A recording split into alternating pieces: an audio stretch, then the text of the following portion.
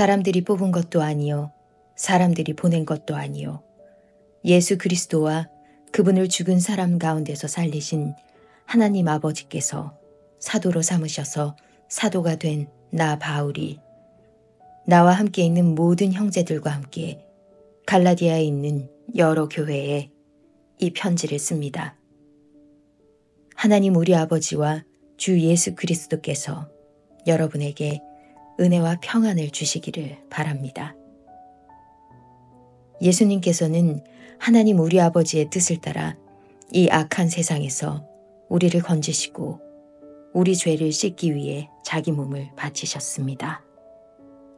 하나님께 영원토록 영광이 있기를 빕니다. 아멘. 하나님께서 그리스도의 은혜로 여러분을 부르셨는데 여러분이 이렇게 빨리 다른 복음을 믿는다고 하니 놀라지 않을 수 없습니다. 실제로 다른 복음은 없습니다. 그러나 어떤 사람들이 여러분을 혼란스럽게 하여 그리스도의 복음을 바꾸려 하고 있습니다. 우리는 여러분에게 복음을 전했습니다. 그러므로 우리든지 하늘에서 온 천사든지 우리가 전한 복음이 아닌 다른 것을 전한다면 그는 저주를 받아 마땅합니다. 내가 전에도 말했지만 이제 다시 말합니다. 여러분이 이미 받은 복음 외에 다른 것을 전하는 사람이 있다면 그는 저주를 받아야 합니다. 내가 사람의 마음에 들게 하려는 것처럼 보입니까? 그렇지 않습니다. 나는 오직 하나님의 마음을 기쁘시게 하려는 것뿐입니다. 내가 사람을 기쁘게 하려고 한다면 나는 그리스도의 종이라고 할 수 없습니다. 형제들이여, 내가 여러분에게 전한 복음은 사람들에게서 나온 것이 아니라는 것을 알기 바랍니다. 그것은 내가 사람에게서 얻은 것도 아니고 사람에게서 배운 것도 아닙니다. 그것은 예수 그리스도께서 내게 보여주신 것입니다. 여러분은 내가 어떻게 살아왔는가를 들었을 것입니다. 나는 유대교에 속한 사람이었습니다. 나는 하나님의 교회를 몹시 박해했을 뿐 아니라 아예 없애버리려고까지 계획했습니다. 나는 나와 나이가 비슷한 다른 유대인들보다 더 열심히 유대교를 믿었습니다. 또한 그 누구보다도 조상들의 전통을 지키는데 열심이었습니다. 그러나 내가 태어나기 전부터 하나님께서는 나를 따로 세우셔서 은혜로 나를 부르셨습니다. 그래서 나에게 하나님의 아들에 관한 복음을 이방인에게 전하게 하시려고 하나님께서 그 아들을 내게 보이셨습니다. 하나님께서 나를 부르셨을 때에 나는 어떤 혈육을 통해서도 가르침이나 도움을 받지 않았습니다. 나보다 먼저 사도가 된 사람들을 만나기 위해 예루살렘으로 올라가지도 않았습니다. 오히려 나는 곧바로 아라비아로 갔다가 다마스커스로 되돌아갔습니다. 3년 뒤에 나는 베드로를 만나려고 예루살렘으로 가서 그와 보름 동안을 함께 지냈습니다. 그리고 주님의 동생 야고보 외에는 그 어떤 다른 사도도 만나지 않았습니다. 내 말이 거짓이 아니라는 것은 하나님께서 아십니다. 그 후에 나는 시리아와 길리기아 지방으로 갔습니다. 유대에 있는 그리스도의 교회들은 나를 한 번도 만나지 못했습니다. 다만 나에 대해서 한때 우리를 박해했던 이 사람이 지금은 박해하던 그 믿음을 전하고 있다는 말만 들었을 뿐입니다. 그래서 이 성도들은 나로 인해서 하나님께 찬양했습니다. 14년이 지나서 나는 다시 예루살렘으로 갔습니다. 이번에는 바나바와 디도를 데리고 갔습니다. 예루살렘으로 간 것은 하나님께서 그렇게 하라고 계시하셨기 때문입니다. 나는 거기에서 교회의 지도자들을 만났습니다. 그들과 따로 만나서 내가 이방인들에게 전하는 복음을 설명해 주었습니다. 그것은 내가 전에 한 일이나 지금 하고 있는 일이 헛되지 않기를 바랐기 때문입니다. 나와 함께 있던 디도는 비록 그리스 사람이지만 나는 그에게 억지로 할례를 베풀지는 않았습니다. 우리 가운데 거짓 형제들이 몰래 들어왔기 때문에 우리는 이 문제에 대해서 이야기를 했습니다. 그들은 우리를 다시 율법의 종으로 만들고 그리스도 예수 안에서 우리가 누리는 자유를 엿보려고 정탐꾼처럼 끼어들었습니다. 그러나 우리는 그 거짓 형제들의 뜻을 조금도 따르지 않았습니다. 우리는 복음의 진리가 늘 여러분과 함께 있기를 바랐습니다. 저 귀하다고 하는 사람들도 내가 전하는 복음을 바꾸지 못했습니다. 그들이 귀한 사람이든 아니든 그것은 중요하지 않습니다. 하나님께서는 사람을 겉으로 판단하지 않으시기 때문입니다. 오히려 그 지도자들은 하나님께서 베드로를 통해 할례를 받은 유대인들에게 복음을 전하도록 하신 것처럼 내게도 할례를 받지 않은 이방인들에게 복음을 전하는 일을 맡기셨다는 것을 알게 되었습니다. 하나님께서는 베드로에게 유대인을 위해 사도로 일할 권리를 주셨고 내게는 이방인을 위해 사도로 일할 권리를 주셨습니다. 지도자로 인정받던 야고보와 베드로와 요한은 하나님께서 내게 주신 특별한 은혜를 깨닫고 바나바와 나를 인정했습니다. 그리고 그들은 바울과 바나바여, 그대들은 이방인에게 가십시오. 우리는 유대인에게 가겠습니다. 라고 말했습니다. 그들은 우리에게 한 가지, 곧 가난한 사람들을 기억해 달라고 부탁했는데 그것은 사실 내가 힘써 해오던 일입니다. 베드로가 안디옥에 왔을 때 그가 잘못한 일이 있어서 내가 그를 대면해서 나무랐습니다. 베드로가 안디옥에 와서 이방인들과 함께 먹고 있는데 야고보가 보낸 유대인들이 오자 먹는 것을 그만두고 그 자리에서 물러갔습니다.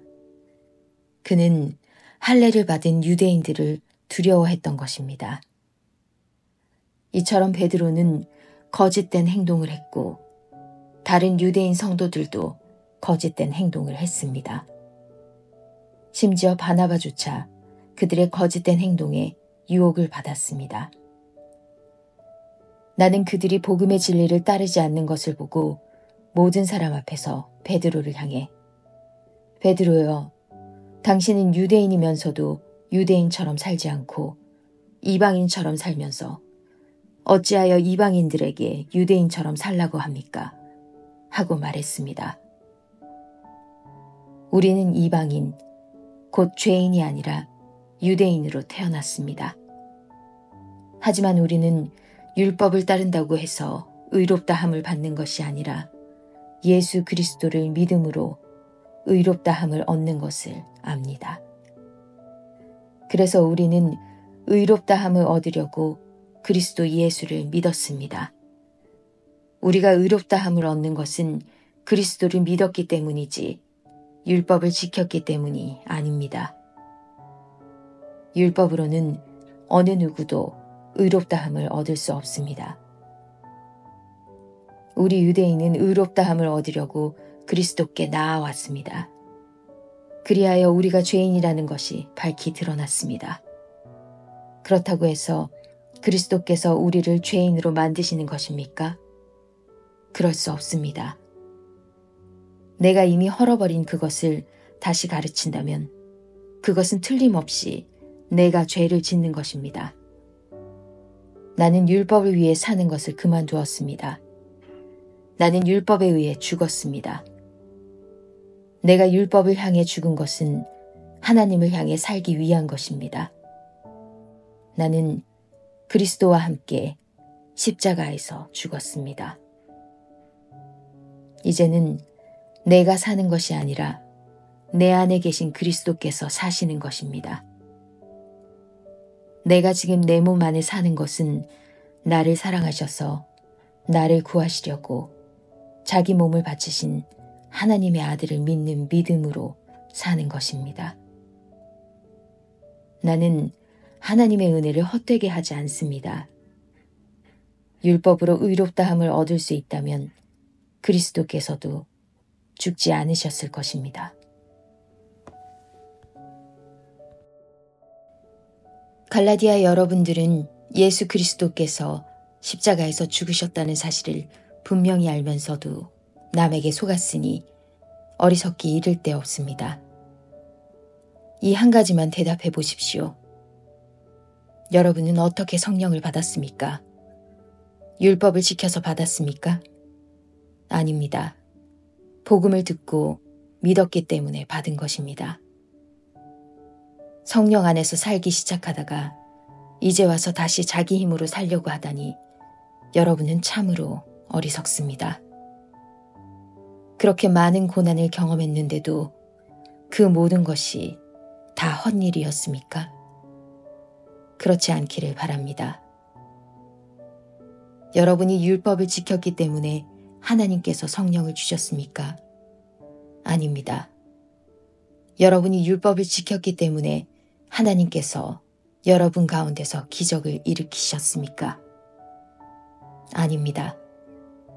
하나님께서 성령을 주시고 기적을 일으키신 것은 여러분이 복음을 듣고 믿었기 때문입니다. 성경에도 아브라함에 대해서 같은 말씀이 있습니다. 아브라함이 하나님을 믿으니 하나님께서 아브라함의 믿음을 받으시고 그를 의롭다고 여기셨다. 그러므로 여러분은 믿음으로 사는 사람이 참 아브라함의 자녀라는 것을 알아야 합니다. 또 성경은 장차 일어날 일, 곧 하나님께서 이방인을 믿음으로 의롭게 하여 줄 것을 미리 일러주었습니다. 이 복음을 먼저 아브라함에게 전했는데 그것은 모든 민족이 너로 말미암아 복을 받을 것이다 라는 성경 말씀과 같은 것입니다. 아브라함이 이를 믿으니 그 믿음 때문에 복을 받았습니다. 누구든지 믿는 사람은 아브라함처럼 복을 받습니다. 그러나 율법을 의지하는 사람은 다 저주를 받습니다. 성경에도 이렇게 적혀 있습니다. 율법책에 적혀 있는 것을 다 지키지 않는 사람은 저주를 받는다. 율법을 통해서는 하나님으로부터 의롭다함을 얻지 못한다는 것이 분명합니다. 성경에 이렇게 적혀 있습니다. 의인은 믿음으로 말미암아 살 것이다. 율법은 믿음에서 생겨난 것이 아닙니다. 율법을 지키는 사람은 율법으로 인해 살 것이다 라는 말씀도 있습니다. 그리스도께서는 율법이 우리에게 씌운 저주를 거두어 가셨습니다. 그리스도께서 우리를 대신해서 저주를 받으셨습니다. 성경에도 이렇게 적혀 있습니다. 나무에 달린 사람은 다 저주를 받은 것이다. 그리스도께서 그렇게 하신 것은 하나님께서 아브라함에게 약속하신 복이 이방인들에게도 미치게 하기 위함입니다. 이 복은 예수 그리스도를 통해 옵니다. 예수님은 우리로 하여금 하나님께서 약속하신 성령을 믿음으로 받게 하기 위해 죽으셨습니다. 형제들이여, 예를 들어서 말하겠습니다. 사람들 사이에서도 약속을 맺으면 아무도 그 약속을 무효로 하거나 어떤 것을 덧붙일 수 없습니다. 하나님은 아브라함과 그 자손에게 약속하셨습니다. 그런데 하나님은 여러 사람을 가리키는 말로 그 자손들이라 하시지 않고 오직 한 사람을 가리키는 말로 내 자손이라고 말씀하셨습니다. 그 한 사람이 바로 그리스도이십니다. 내 말의 뜻은 이렇습니다. 하나님께서 아브라함과 맺으신 언약을 그보다 430년 뒤에나 나온 율법이 없앨 수 없다는 것입니다. 만약 우리가 받을 유업이 율법을 통해서 온다면 그것은 약속에서 나온 것이 아닙니다. 하지만 하나님께서는 약속하신 것에 따라 아브라함에게 복을 베풀어 주셨습니다. 그렇다면 율법은 무엇을 위해 있습니까? 율법을 사람에게 주신 것은 하나님께서 약속하신 아브라함의 특별한 자손이 오실 때까지 죄가 무엇인지를 밝히기 위해서입니다. 율법은 하나님께서 중보자, 중개자의 손을 빌어 천사들을 시켜 만든 것입니다. 그러나 중보자는 한편에만 속해 있지 않습니다. 하지만 하나님은 한 분이십니다. 그렇다면 율법은 하나님의 약속과 반대되는 것입니까? 그럴 수 없습니다. 만약 사람에게 생명을 주는 율법이 있었다면 우리는 그 율법을 지킴으로써 의롭다함을 얻었을 것입니다. 성경은 온 세상이 죄에 갇혀 있다는 것을 보여주었습니다. 이는 믿음을 통한 약속을 주시기 위한 것으로 오직 예수 그리스도를 믿는 사람들만 받을 수 있습니다. 이 믿음이 오기 전에는 우리가 율법에 갇혀 있었습니다. 하나님께서 장차 올 믿음의 길을 보여주실 때까지 우리에게는 자유가 없었습니다. 그리스도께서 오시기 전까지는 율법이 우리의 선생이었습니다. 그러나 그리스도께서 오신 뒤에는 우리가 믿음으로 인해 의롭다함을 받을 수 있게 되었습니다. 이제 믿음의 길이 나타났으므로 다시는 우리가 율법에 갇혀 있을 수 없습니다. 여러분은 그리스도 예수를 믿는 믿음을 통해 하나님의 자녀가 되었습니다. 여러분은 모두 세례를 받아 그리스도와 연합하였으며 그리스도로 옷을 삼아 입었습니다. 그리스도 안에서는 유대인이나 그리스인이나 종이나 자유인이나 남자나 여자나 차별이 없습니다. 여러분은 그리스도 예수 안에서 모두 하나입니다. 여러분은 그리스도에게 속한 사람입니다. 그러므로 여러분은 아브라함의 자손입니다. 하나님께서 아브라함에게 하신 약속대로 여러분은 하나님께서 주시는 모든 복을 받습니다.